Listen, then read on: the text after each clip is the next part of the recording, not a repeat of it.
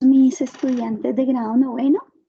Una vez más nos encontramos aquí en su clase de ERE. Entonces, dando continuidad a nuestro tema de ya como últimos detalles, vamos a enfocarnos en la Pascua cristiana. Ya hemos hablado más sobre la Pascua judía y toda su historia, todo su contexto histórico a raíz del Éxodo, todo el peregrinaje que tuvo el pueblo de Israel. Entonces vamos a centrarnos propiamente ya dentro de nuestro contexto cristiano pascual, la Pascua judía, pero vamos a centrarnos en la palabra, más que todo en la celebración litúrgica de nuestra celebración pascual. Se da en un entorno de vigilia. El término vigilia quiere decir vigilar, entonces lo hacemos como en la noche, se hace, la liturgia manda que sea en la noche precisamente para darle ese sentido profundo y litúrgico de que en la noche es donde se da todo acontecimiento que es como la parte sombría, donde el mal siempre acecha, donde en la oscuridad es donde se hacen cosas al oculto. Entonces se le da como esa profundidad litúrgica de que aunque el hombre esté en la oscuridad, aunque la humanidad esté a oscuras por el pecado, su gran victoria está precisamente en la luz, y la luz es Cristo. Entonces, la celebración litúrgica que celebramos o que celebran todas las denominaciones cristianas, hermanos cristianos nuestros, dentro del rito cristiano, eh, de las diferentes denominaciones cristianas, de ritos ortodoxo corto y egipcio, que son denominaciones cristianas hermanas de la Iglesia Católica porque eran una sola rama, pero se fueron desprendiendo por conflictos a nivel histórico.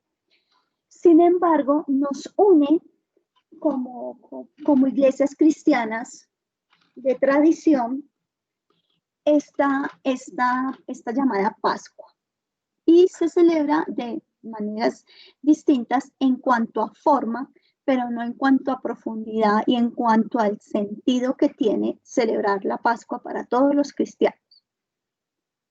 Muy bien, entonces empezamos, como decía, se hace en la noche, se vigila y inicialmente se empieza la liturgia, es decir, la celebración propiamente con el signo de la bendición del fuego.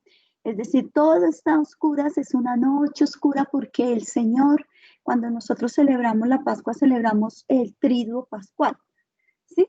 Entonces se ha vivido el momento de la pasión y muerte del Señor eh, entre los 2 días, los 2 primeros días, que sería el jueves y el viernes santo dentro de nuestro calendario y dentro de nuestra semana mayor o semana santa que conocemos, se celebran estos 2 días. Y ya al tercer día, es decir, el sábado en la noche, para el amanecer el domingo, que sería el primer día de la semana, entonces el mundo está a oscuras porque la luz está apagada, es decir, Cristo Jesús está en el sepulcro.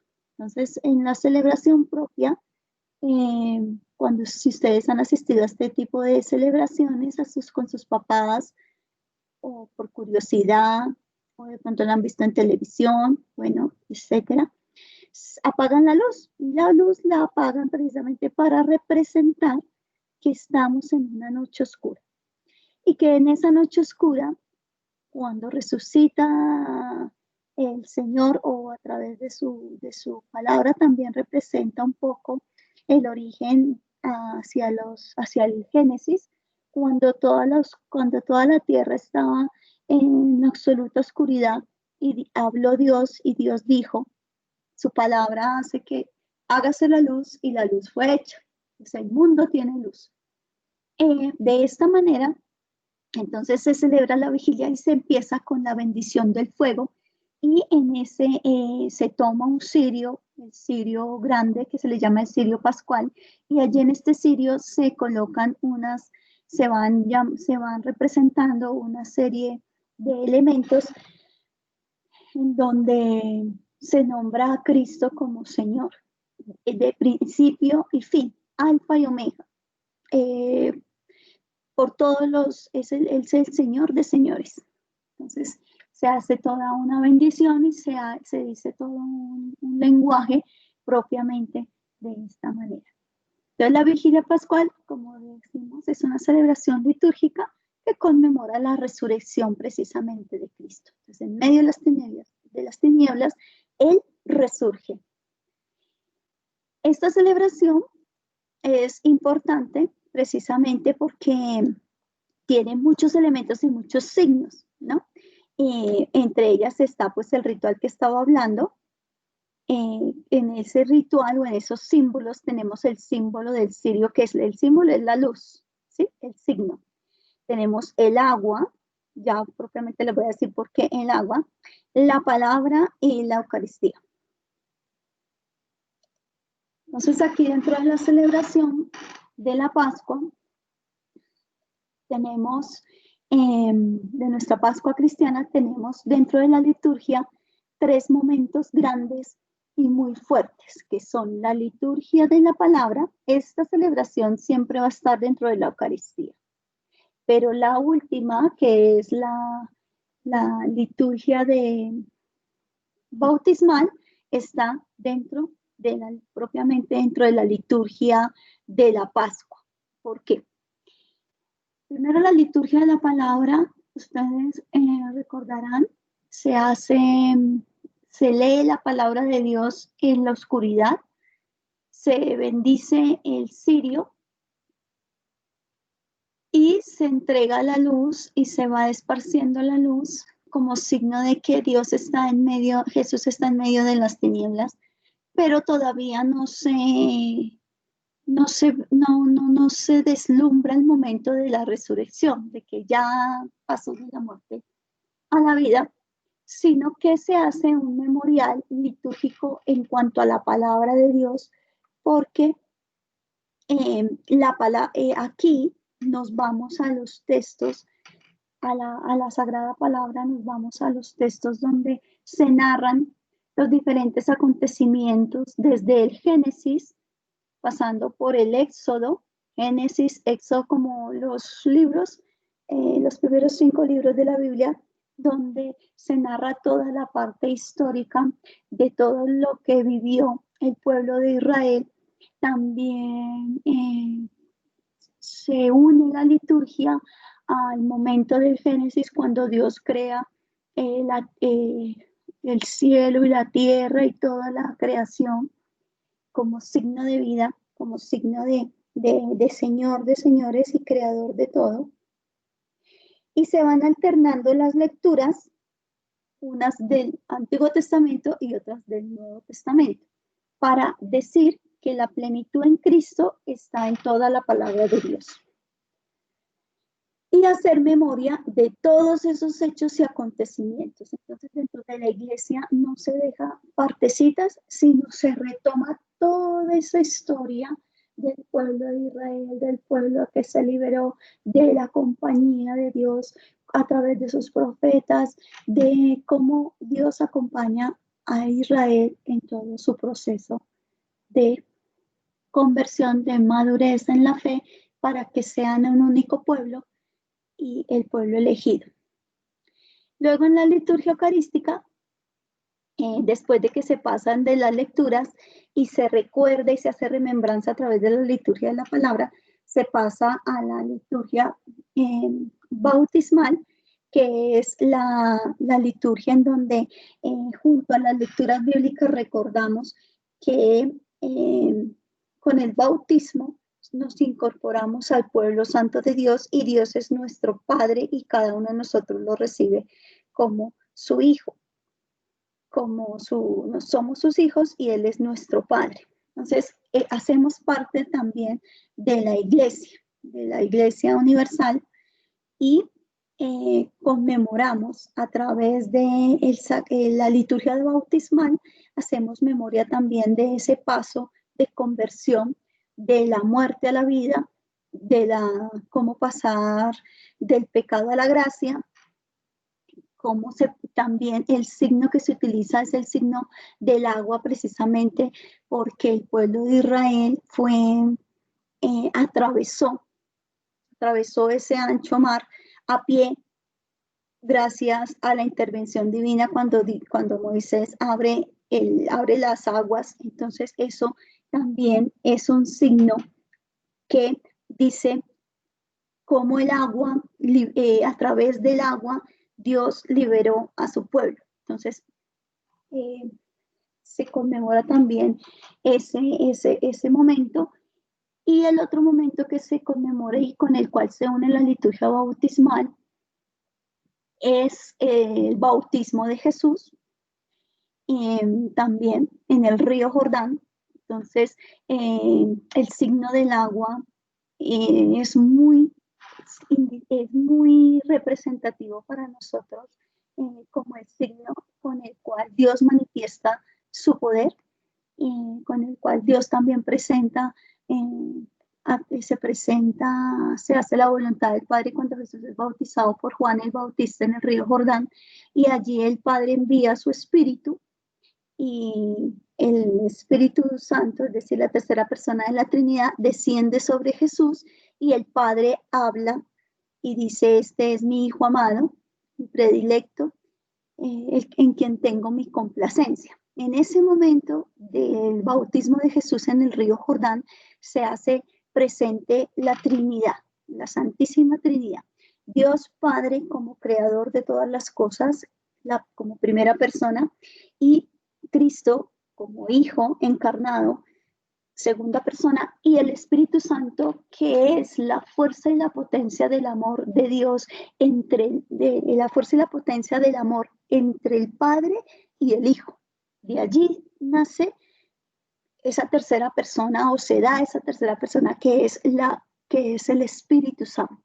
Entonces, ese Espíritu Santo, que es el que acompaña a la iglesia, que es el que potencializa todo el sacramento, es el que bendice, el que santifica, el que tiene el poder de limpiar, de liberar a través del bautismo. Por eso hay un rito catecumenal, es decir, ahí ya están los nuevos conversos, se mandan bautizar y tienen que hacer todo un proceso de entendimiento sobre qué es el sentido de ser bautizado.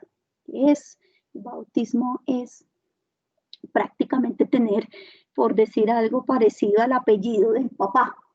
Entonces, como para que lo entiendan un poquitico, pertenecer a alguien, ser apartado para alguien, ser para Dios, ser hijos de Dios. Con el sacramento del bautismo somos hijos de Dios, no somos cualquier cosa, sino se es hijo de Dios a través del sacramento del bautismo. Después de la liturgia bautismal, por eso se toma el cirio pascual, y como podemos ver en la gráfica anterior, aquí está la pila bautismal, y el sacerdote, el obispo o el sacerdote, en este caso tenemos aquí un obispo, estos son sacerdotes, el señor obispo como máxima autoridad, o el celebrante en ese momento, puede ser un obispo, puede ser hasta el papa, que sea presbítero, toma en sus manos el cirio, es decir, la representación de Cristo, y como signo coloca el cirio, inmerse el cirio en el agua, cosa de que Cristo es el que salva, libera, purifica, y tiene el poder para vencer. ¿Sí? La muerte no tiene poder sobre él. Entonces tiene toda una representación antigua litúrgica incluso de los signos antiguos, o sea, los elementos de salvación, o representa mucho todos esos pasajes del Éxodo. Por eso cada signo, cada rito tiene un memorial frente a esos acontecimientos de Israel. Ya en la liturgia eucarística, pues ya pasamos propiamente ya a la plenitud. Ya hemos pasado en el altar. El altar representa la piedra del sacrificio, siempre, donde se sacrificaban el cordero, pues en una piedra, sobre una piedra. Y como recordemos que Cristo es el Cordero de Dios, entonces en la Eucaristía, en la liturgia eucarística, se conmemora y se hace memoria precisamente de ese sacrificio, de esa entrega del Cordero de Dios, del Hijo de Dios, que da su cuerpo, que ofrece su vida, ofrece su cuerpo y su sangre como signo, sacramento de salvación para toda la humanidad. La liturgia eucarística es el centro y culmen de toda nuestra celebración dentro de la Pascua cristiana y de ahí en todas las Eucaristías. Entonces prácticamente que nosotros vivimos una pequeña Pascua chiquita, una pequeña celebración en donde hacemos memorial y anunciamos la muerte y resurrección del Señor. Por eso decimos, cuando el sacerdote dice, este es el sacramento de nuestra fe, nosotros decimos, anunciamos tu muerte, proclamamos tu resurrección. Ven, Señor Jesús, o volvemos a decir que Él está ahí sacramentalmente vivo y presente, resucitado, y que creemos y lo vivimos. Bueno, una vez ya teniendo claro estos aspectos en la liturgia eucarística, pasamos ya pues a los ritos finales, que serían ya la comunión propia, consumir el cuerpo y la sangre de Jesús. Ya lo demás son ritos, pues ya son otros pasos, pero el centro de nuestra Pascua están estos tres elementos. Y todo el tiempo estamos viviendo prácticamente que no estamos haciendo memoria de todo el plan de salvación de Dios centrado en la segunda persona de la Trinidad, que sería Cristo Jesús, acompañado por la fuerza y el amor y la compañía del Paráclito, que sería la tercera persona de la Trinidad. Entonces ya con esto me despido, aclarando un poco todo el sentido litúrgico, sacramental que tiene la liturgia de la Pascua, la liturgia cristiana que nosotros tenemos, y les dejo en compañía de este pequeñito video en donde otras denominaciones cristianas celebran la Pascua, como para despedirnos y comprender un poco la universalidad de la hermandad en la celebración de la Pascua.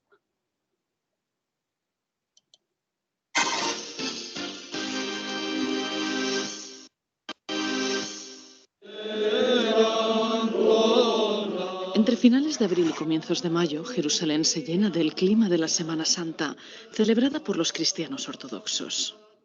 Desde el viernes de Pasión, los coptos cristianos venidos de Egipto llenaron el patriarcado de Jerusalén, haciendo una vigilia con cantos y oraciones hasta las primeras luces del alba para recordar los sufrimientos de Cristo. Dios ha permitido que esta gran multitud de egipcios visitase Jerusalén. A los coptos se les prohibía venir aquí. Es gente buena y les hemos reunido aquí para rezar, como Cristo nos enseñó. Uno de los momentos más esperados del sábado fue la celebración del Fuego Santo en la Basílica del Santo Sepulcro. Según la creencia ortodoxa, la llama encendida viene del cielo y simboliza la nueva vida traída por Cristo. Los fieles eran tan numerosos que las calles de la ciudad vieja se cerraron para contener el gran número en el interior de la basílica.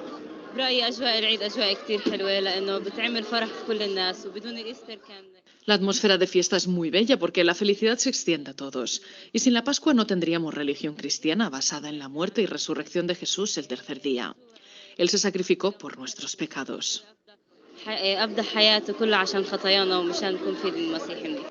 En las calles laterales será grande la espera de los fieles que esperaban el paso del fuego santo con velas en la mano. He venido para celebrar la Pascua y coger el fuego santo.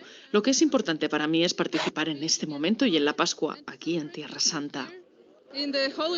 La tradición se transmite de generación en generación y se equivocan los que piensan que solo participan los ortodoxos. Somos de la Iglesia Católica, aunque hoy es la fiesta de los ortodoxos. Desde hace mucho tiempo lo celebramos también con ellos. Nuestros abuelos hacían lo mismo. Nos gusta participar en estas celebraciones y queremos enseñar a nuestros niños a ser así, cristianos unidos a los otros.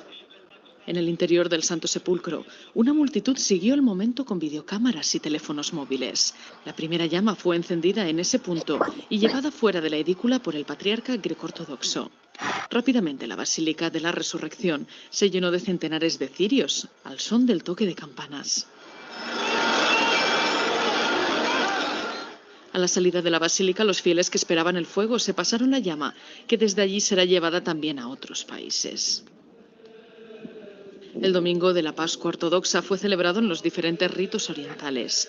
En la iglesia armenia, centenares de fieles se reunieron en el patio de la catedral, en la ciudad vieja de Jerusalén, junto al patriarca Nurhan Manujam y a decenas de sacerdotes y seminaristas. Celebraron la tradicional bendición de los 4 puntos cardinales. Este sacerdote explica que en primer lugar han rezado por Oriente, después se han girado en dirección a Occidente para bendecir el resto de países, deseándoles seguridad y prosperidad. Y finalmente han rezado orientados al sur y al norte, pidiendo la bendición de Dios para las iglesias, las ciudades y para todo el mundo. Soy armenia y he venido expresamente desde Armenia para estas ceremonias tan importantes, para este periodo tan importante para todos los cristianos. La diversidad de fecha en la que se celebra la Pascua por latinos y ortodoxos deriva de una divergencia de calendarios. Mientras que los latinos se adhieren al nuevo cálculo de las fechas según el calendario gregoriano, los ortodoxos continúan adoptando el calendario juliano, que toma en consideración factores astronómicos.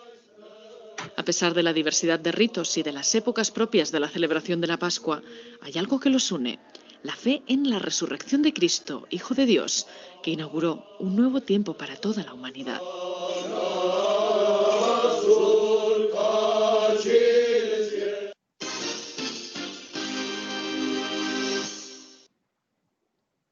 Bueno, chicos, ya pues con este video me despido. Una feliz y bendecida semana y mucha suerte con ese taller.